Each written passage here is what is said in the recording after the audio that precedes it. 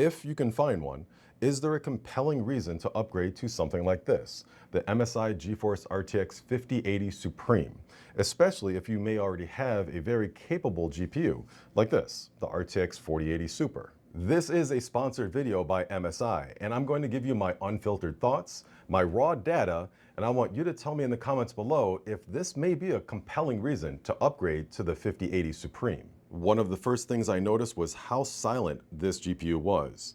So I took the time to move it from silent to gaming. It's just a little switch on the back that you can flip. And I noticed something in my testing. This GPU not only is silent, but it runs very cold. So my initial plan was to throw a 1600 watt 80 plus titanium power supply at it and then do some overclocking.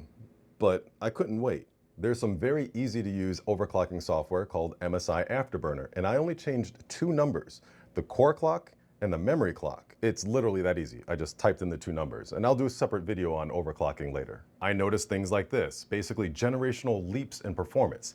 This is the 4080 Super, 7510 for a ray tracing benchmark, where now after a slight overclock, I'm getting 9746. That's a 23% increase in performance. In the DLSS 3 benchmark, there was a 17% increase in performance with DLSS off.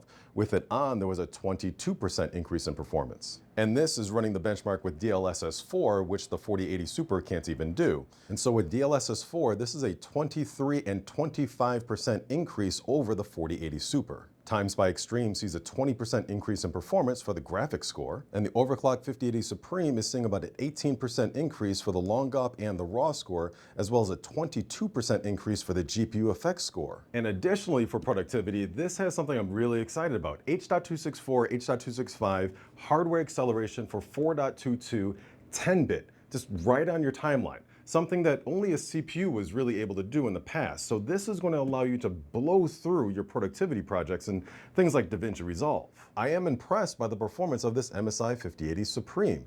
And with this overclock, I feel like I have so much more to go as well. And I haven't even installed the 1600 watt 80 plus titanium power supply unit yet. So with all that being said, let me know if you're planning to upgrade to something like the MSI GeForce RTX 5080 Supreme.